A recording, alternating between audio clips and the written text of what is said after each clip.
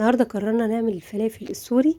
معانا ربع كيلو حمص منقوع ليلة كاملة، ومعايا بصلاية صغيرة وثلاث فصوص توم وعودين كزبرة وعودين بقدونس، ومعايا فلفل ابيض وملح، معلقة ملح كبيرة وكزبرة ناعمة وكمون، ربع معلقة بيكربونات.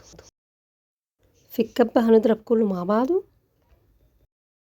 هنزل بالحمص في الكبة والبهارات بتاعة الطعمية انا هستخدمها بعد الفرم. احط معاهم البصل والثوم والخضرة وهفرمهم.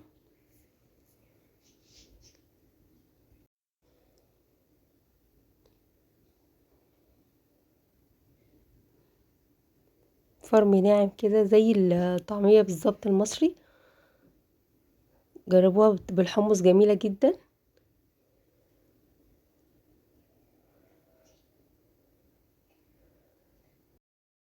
هضيف لها ربع كوباية مية عشان تنعم معايا شوية واساعد الكبة ان هي تفرمهم.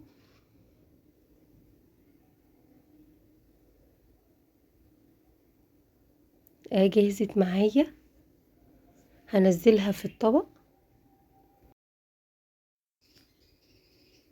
نزل كل المكونات بتاعتنا، بس العجينة ناعمة وحلوة.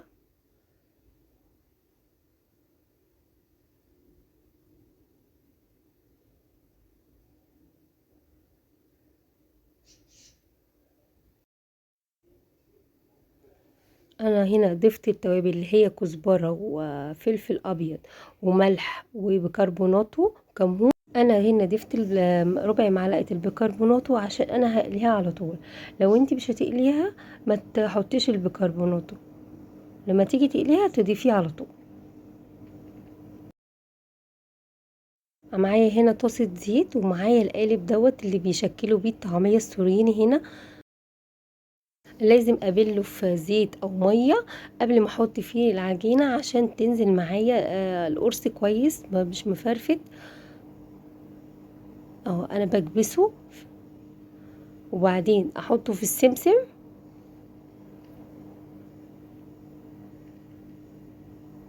اهو بالشكل ده.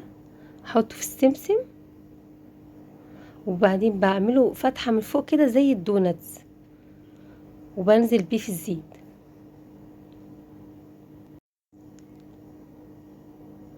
واكرر العملية، اعمله بردك تاني يا مية يا زيت، واكبس العجينة الطعمية في القالب. ايوه وسمسم وبرضك اعمل فتحة وانزل بيها.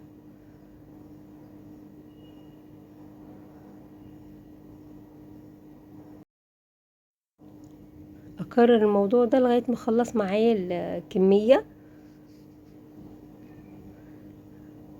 السمسم، وبعدين اعمل فيها الفتحة وانزل بيها ميني دونتس. وادي شكلها اهيت لما طلعت معايا جميلة. جربوها طعمها خطير. هعمل معاكم سندوتش.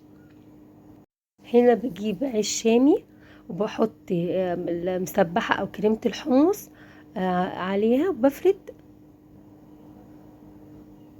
قبل ما احط طبقة الطعمية. ومعايا هنا خيار مخلل شرايح وكرنب متخرط وكابيتشو وطماطم لحم. احط طبقة من الطعمية.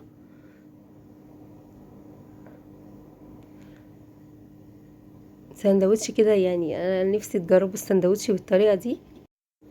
وهحط الكابيتشو وكرنب وخيار مخلل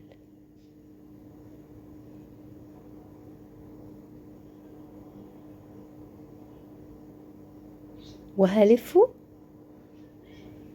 هبرمه كده زي السندوتشات اهو بالمنظر ده، وكده يبقى معانا السندوتش جاهز. هنا معانا فلافل سوري فقلنا نعمل فول سوري. علبة فول جاهزة صفيتها وحطيتها في حلة مع كوباية مية على النار تغلي. هحضر صلصة الطحينة اللي هي عبارة عن طحينة خام وعصير ليمون وزبادي وفصين توم مفرومين وملح ومية سخنة.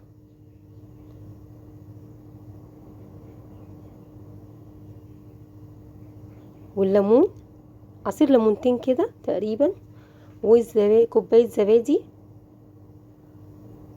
جربوا الفول بالطريقة دي، تغيير وجميل هيعجبكم.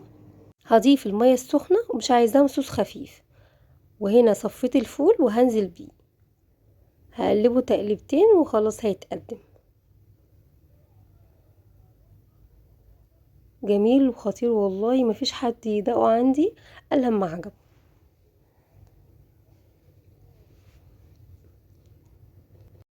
ده اقدمه في الطبق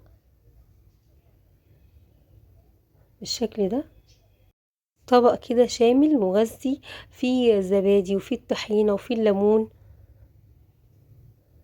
هنا هبدأ ازينه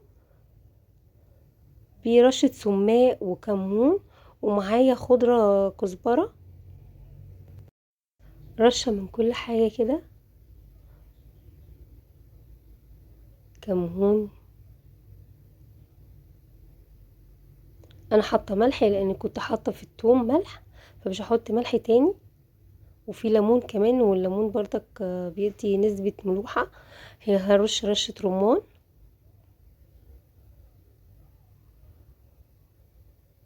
وخلاص كده رشة كمان زيت زيتون، بس انا ما عنديش زيت زيتون فهحط زيت نباتي. وخلاص كده يبقى خلص معانا وجاهز معانا. جربوه بالطريقة دي، غيري في طبق الفول بتاعك، هيعجبك جدا وهيعجب اولادك. اهو الطبق كده جاهز معانا، وهو الفطار بتاعنا جاهز. الطعمية، الفلافل السوري والفول السوري، وانا معايا كريمة الحمص والطعمية اهي. افتحها لكم كمان تشوفوها، طرية من جوه وكريسبي من بره، جميلة. جربوها يا رب تعجبكم.